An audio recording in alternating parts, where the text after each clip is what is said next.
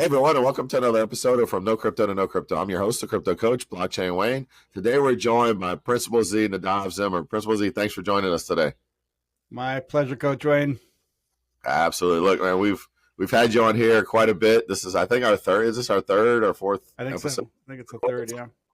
And it's been great following your journey. I mean, the first time we talked, you were a principal in a high school, and you had this vision of what you wanted to do.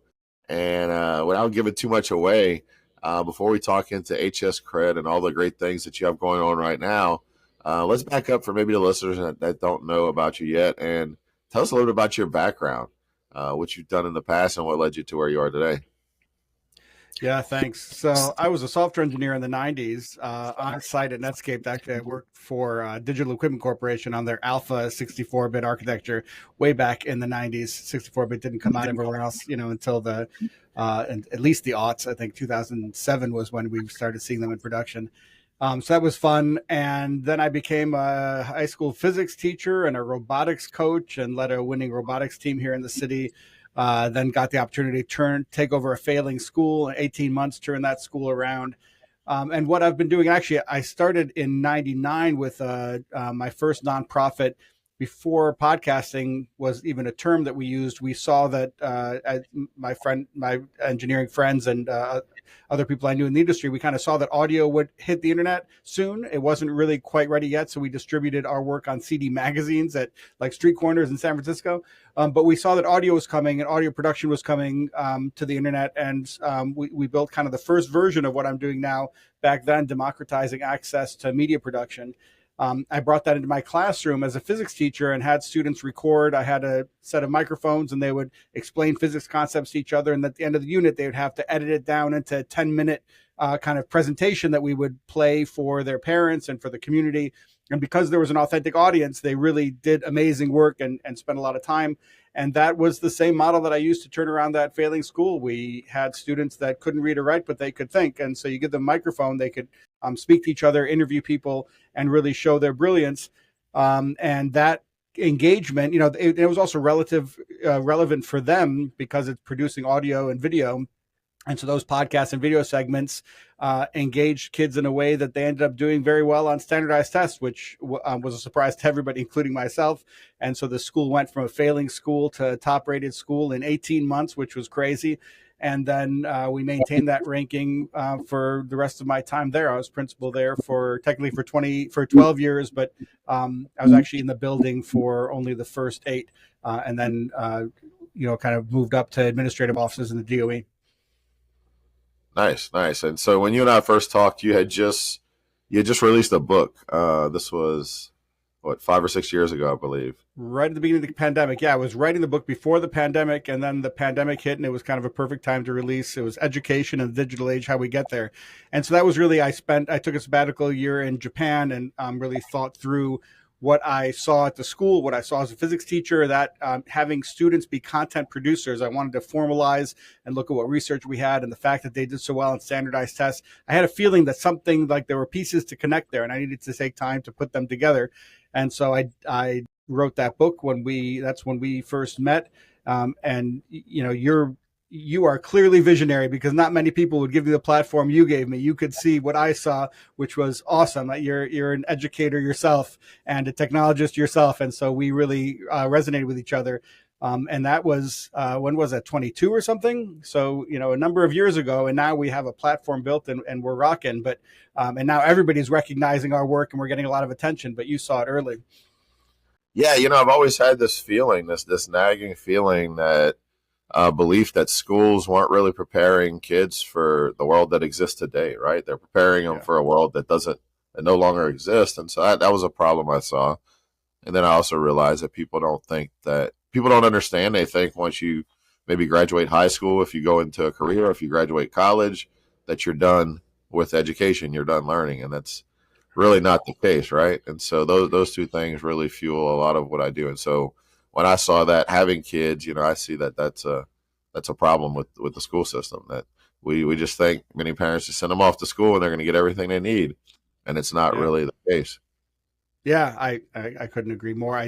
Schools should kind of kindle that flame, that's the love of learning, so that when we leave school, we just love learning the rest of our lives. That's how it needs to look, especially now as things are changing so quickly. And since we first talked, when the book first came out, it was still not mainstream thinking to look at performance based assessment. But now here in New York, they are phasing out standardized tests completely. They've fully adopted the performance based approach, and they're ditching those cram speed essays and bubble sheets. And adopting real work, because some research has come out in the past 5 years that shows that students do well in standardized tests don't do well in college.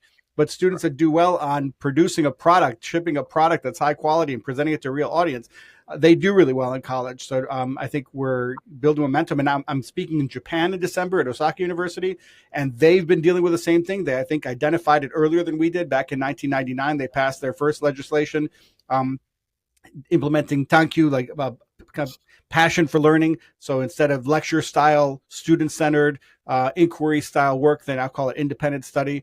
And then in 2022, they mandated that every high school adopt this non-standardized testing, performance-based assessment model. And so all around the world, people are recognizing this is happening. And it's really the first major change for 150 years since industrial schooling came in and started treating kids like assembly line products with these timed cram essays and all that stuff. It's the first time that we're questioning that system, and it's happening pretty quickly, and we're hitting a tipping point, I think, in the next few months. Nice. I'm trying to think back to that first interview right after you release your book, and maybe you can shed light. 'Cause I was trying to think of the number, but you actually had a goal in your head of when you were going to end standardized testing. It was a certain year. You recall what that is? So I think I probably would have said my daughter's, by the time my daughter graduates high school, I wanted her to be able to benefit from the system that I'm developing. So it's right now, it would be next year would be the goal. So we'll have the platform launch, and we'll be at the beginning of the end of standardized testing. But the fact that New York State and all of these, the kind of the higher, we thought this would be a grassroots movement that would come from the bottom up, the way it happened in my school, the way it happened that we'd seen it. It's only way I saw it happening with the opt out movement here in New York. But it's happening now from the top too. The people at the top of the system, or people that were working with me to end standardized testing 5-10 years ago, now they're in power. Now it's the Commissioner of Education of the state of New York, Betty Rosa, and people that are being considered for the next chancellor, depending on the election results in a few weeks. But the few people that I've heard are being considered for the next chancellor by Mundani are all advocates of ending standardized testing. So it's really happening in all directions. So I was pretty close, but probably a couple of years off from really having it end fully. Absolutely, man. And this is great. I tell you my own quick synopsis of my story was I was really good at testing, and I was really good at memorizing stuff in high school. So I never had to study during high school. And then I got to college where it was more demanding, and didn't last very long. Didn't last very long. I think by the second year in college, I lost a scholarship and ended up having to get myself together and actually take out a college loan to finish school. That's rough. Yeah, I was the opposite.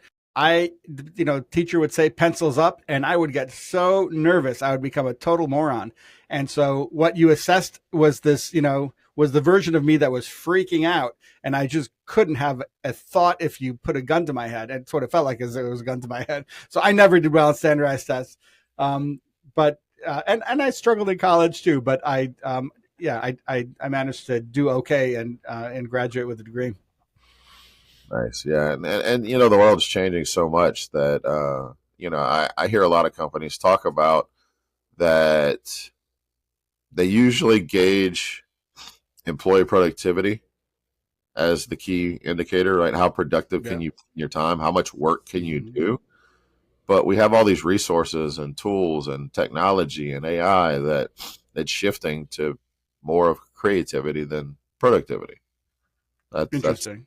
That's kind of what I'm hearing. I was talking to someone recently that works for Adobe, has been with them a long time, and that's kind of how they're shifting their assessments, because anybody can be as productive as they can with the tools that you have today, but how creative can you be? That's so interesting. I would love to understand more about. I mean, I know that a bunch of in my book, one of the things I talked about is kind of inversion and how we're the top-down pyramid style. The CEO at the top is being flipped, where you have these users at the top that are pulling products into existence instead of pushing. Um, but but to hear that companies like Adobe are focusing on creativity instead of productivity, if you would have told people that a few years ago, it would have seemed like crazy talk. And I think it's interesting because creativity, you can, instead of doing what you're told and following a path, you can actually find a shortcut path with creativity that just doesn't require as much. It doesn't require as much work, and you get to the same place. Especially like you said, now with AI and all these tools, I really think it's interesting to see how people integrate the different tools and are able to learn and find their way to a solution, instead of just the old job where you do what you're told and that's it, and you don't care much beyond that. That just isn't going to exist anymore. Right. Yeah. And so I think it's perfect timing what you're saying. New York and others are starting to adopt this ending of standardized testing. The whole workforce. I mean, the workforce in general was already more advanced than what we were, pumping out kids from high school and college to be ready for. But now it's going to evolve even faster. And I was inspired by Bitcoin from the beginning because I saw Bitcoin early on. I didn't buy it. I wish I had, but to see that, finance, I thought would be the latest adopter, and to see it as an early adopter, to see in finance, where the most power is, the levers of power, money, where that in that industry, something could show up that's not only decentralized but open source. I just didn't. When I saw it, I was like, "Yeah, they're going to crush this."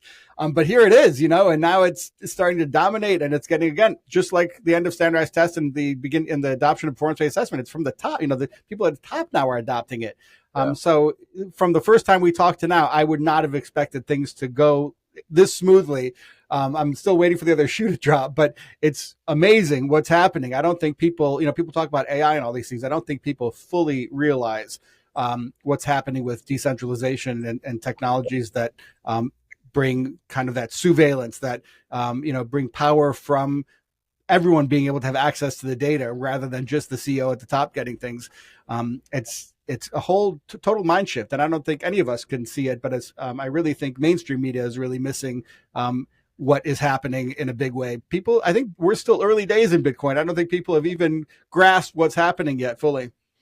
Right. And a couple of things on that point. I mean, I think what Bitcoin has taught us is with decentralization, it's not that the top powers that are starting to adopt it and accept it, that didn't happen willingly, right? At first, it was very much first, just ridiculed and then tried to be stamped out. I mean, you followed it probably just as long as I have. We've seen, how many times has China banned Bitcoin? How many times have, these big, heads of giant banks come out and talk bad about it, and they just continue to do what it did, gain more adoption, gain more use. And I think at some point they realize that this is something they can't fight, that they need to go along with. And I think when you look at technology adoption, I always tell people that I think most people in power, or the higher ups in companies, they're very cognizant of the blockbuster effect. Most people know that story, right? Where Blockbuster had a chance to buy Netflix for a fraction of what is valued today, laughed them out the room, and now look at where we are today.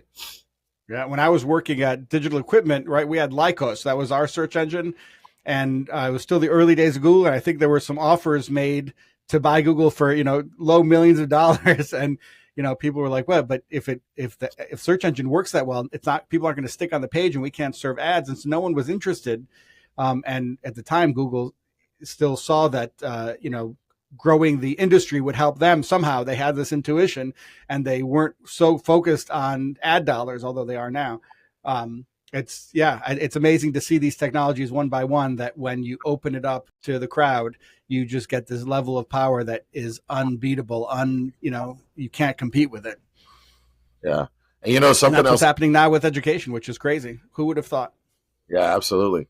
My second point I wanted to bring up on the Bitcoin concept was Bitcoin as a financial instrument has really grown and really thrived, right? But we've also learned Bitcoin, the network, has taught us so much in terms of decentralization that it's going to impact so many other industries to where we're going to see great things happen. I think even I tell people today, even with the I don't want to say the emergence of AI. AI has been around for a long time, but just user facing tools have really Yeah. really caught fire the last couple of years. But with the emergence of that, leveraging a decentralized technology is necessary. I tell people all the time, blockchain needs AI and AI needs blockchain. Um, and in the terms of, I know developers that are getting products to market a lot quicker using AI, but also using decentralized technology to ensure quality results, quality outputs, just anything in general when it comes to AI, or else you get models that are trained on biases. Right. And if you're talking about quality outputs, don't forget the hard aspect, the why we call Bitcoin digital gold, because it's connected to energy in the same way that the credits that we're building are, there's a proof of work built in, that having hard credits or having hard money, I think that's a critical part of it, because it's not just decentralization. It's the Right. hard money. It's the fact that these are not easily earned and there's no way to just start printing them wildly.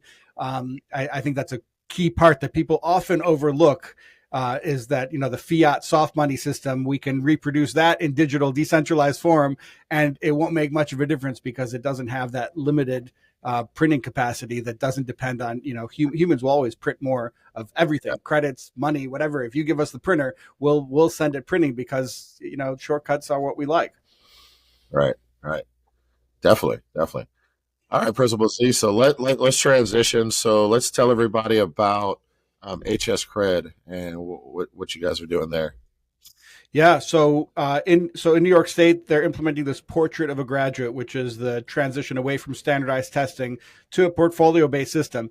And a lot of people throw the baby out with the bathwater, in that they toss out standardized testing, but then they end up with these localized portfolios that are graded by the students' own teachers, and those don't have much value. It's that fiat system, right? If you let the teachers print credits for their own students, or let the school print credits for their own students, they're going to want to inflate graduation, and they're going to lower the bar, and they're going to print credits that don't really have that proof of work built in. And so what we said is, let's keep the part of standardized testing where you have independent evaluators, right? That part of standardized testing was good. So in our system, students upload work to the platform, they select a credit, which is essentially a rubric, if you know what that is, just kind of what the expectation is.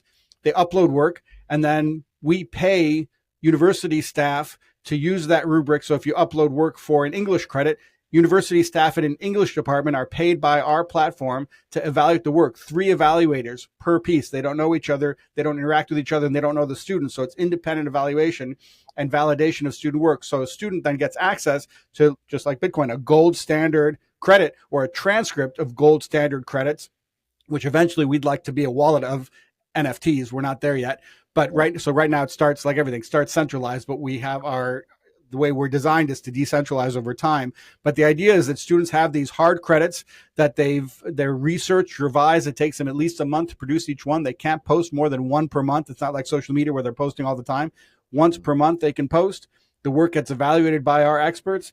And then they have, regardless of what school you go to, you have the best, highest quality transcript that you're presenting to universities, where in the past you would have to go to a brand name, high quality high school to get access to that kind of transcript. Now, any student at any school can access this gold standard transcript because they're being evaluated by these independent evaluators at the university.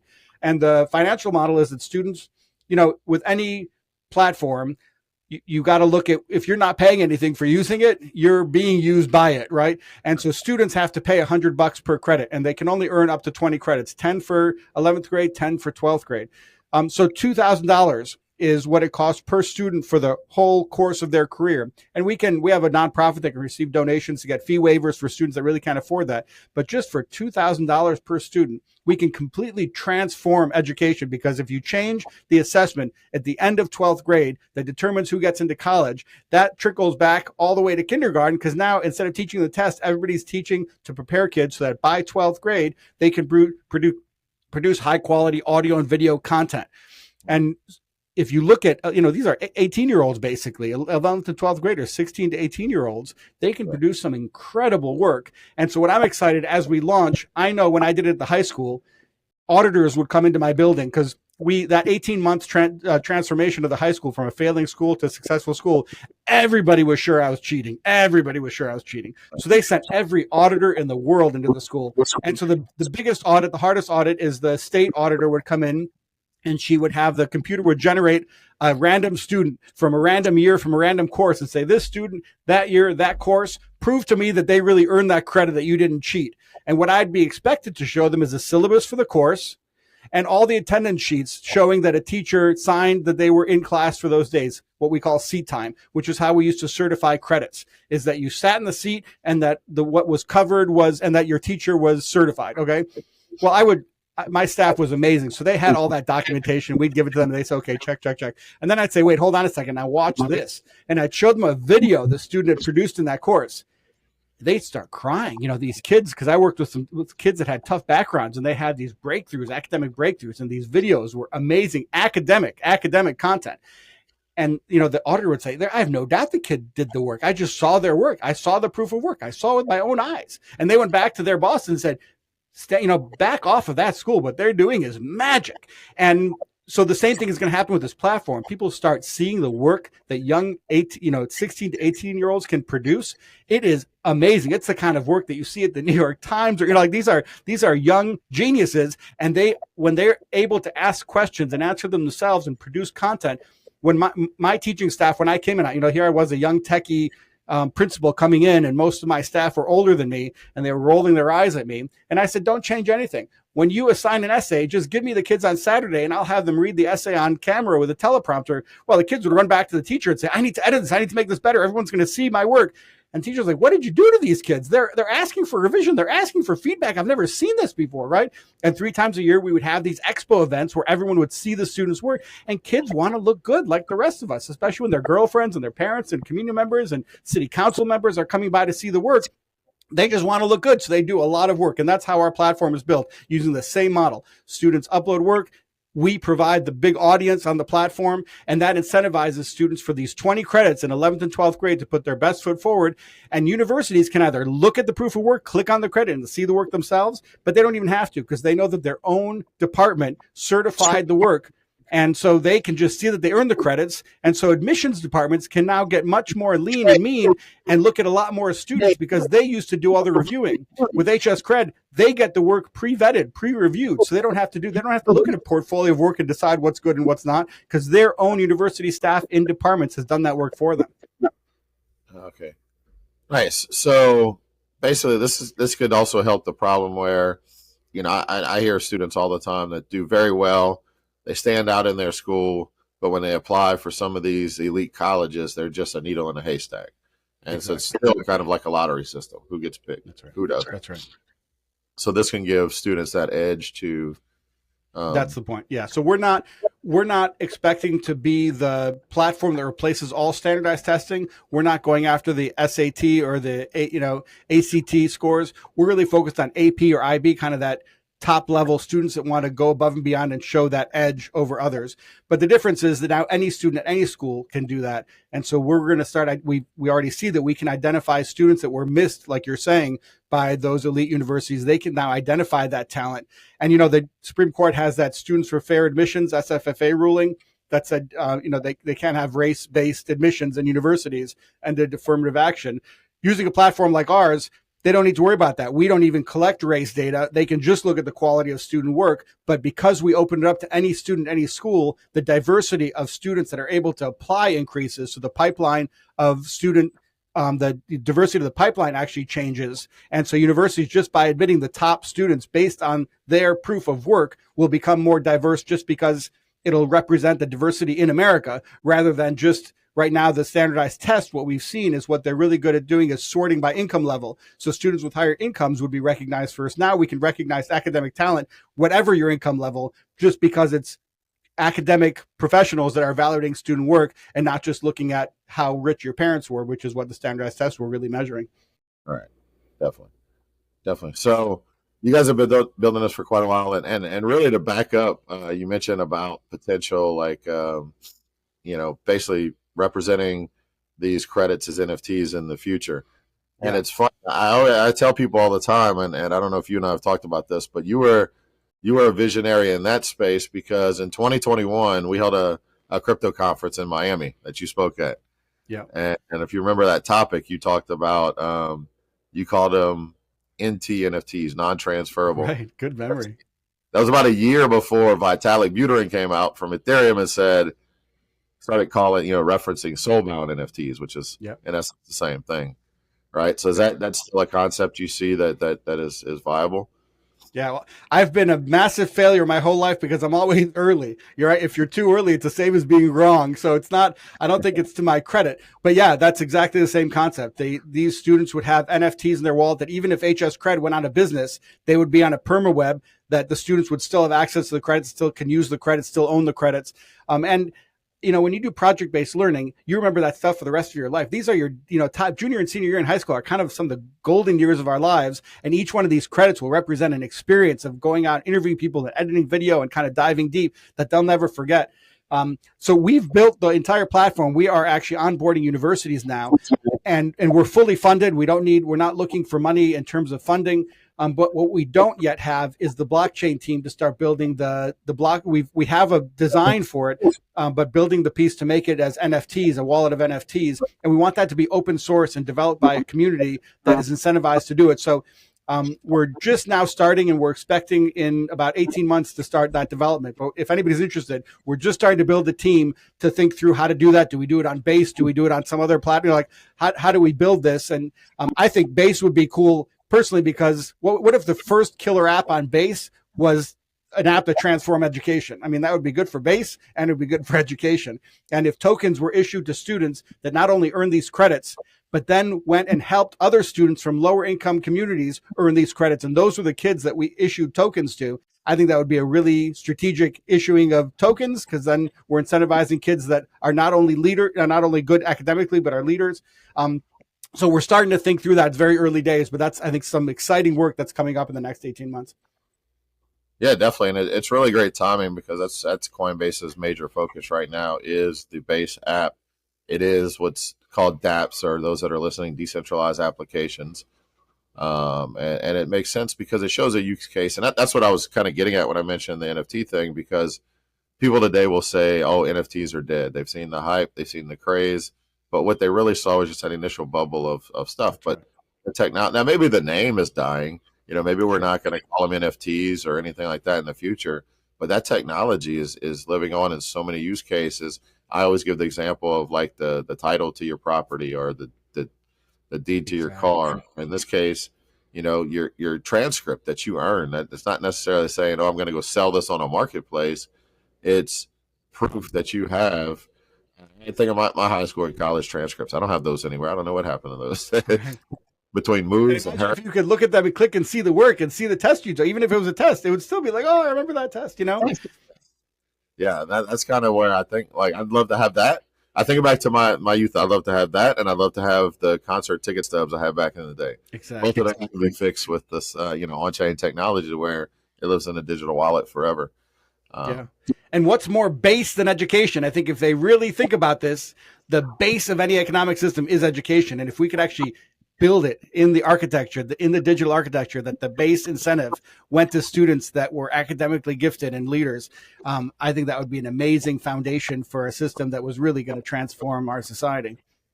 Yeah, definitely a lot there. I'm definitely going to be involved in that conversation some more, because got some ideas there, and definitely it's a great time to try to loop them in. Coinbase is a large company, but that's their focus, and this makes sense. So we've got to check out our white paper, check out some of the writing. I'd love to hear from people, especially if you know people working at Coinbase or anywhere else. I would love to sit down with you a couple years from now and be talking about how we talked about this before it was real and now it's real, just like we've done a couple of times already. Yeah. I can think of a couple of I guess you call them digital doors we need to knock on. Great. Yes. That can definitely help with that. All right. Principal Z, it's been a great conversation. You said, the platform's live, so people can go now. Where would they go to learn more about HS Cred? HS Cred, HSCRED, like high school credit, hscred.com. The app is hscred.app. Follow us on LinkedIn. That's where we post updates most frequently, also on Instagram and other places. But really, hscred.com is the place to go. Yeah, we'd love to hear from you. We'd love collaboration, contribution. The way our platform is designed is to be a little bit like Bitcoin, that we start off and then launch it and give it to the community. So this is not, I don't need to do this for the money. Our team is doing this to build something that will be owned by our society and not be centralized. So anybody that's interested in that kind of ethos of decentralizing educational credentials, I would love to hear from you and your collaboration. Awesome. So everyone listen, make sure to at minimum follow and find out what's going on. But if you're interested in being involved or want to connect, definitely reach out through those channels, looking for contributors. So great stuff, Principal Z. Any final words before we wrap up? I just want to acknowledge you, man. You've had me on a few times early on, and you've been watching the growth, and I don't think there's anybody else that has called it so early and believed in us so early. And I just appreciate you so much. You have been the wind beneath my wings, as they say in the cheesy way, but you really have. Your support has meant so much in our growth, and I cannot thank you enough. Oh, thank you, Principal Z. It's been inspiring to follow what you're doing. I think we've, we can talk about all the problems in the world today and all the problems in government and just people in general, but we've got to focus on those future generations that are coming up, and solutions. That's where it starts. Yeah. So, yeah. Well, thanks again for looking forward to more conversations. Oh, definitely. And thanks again for joining us. Thanks everyone for listening, and we'll catch you on the next episode. Take care, everyone.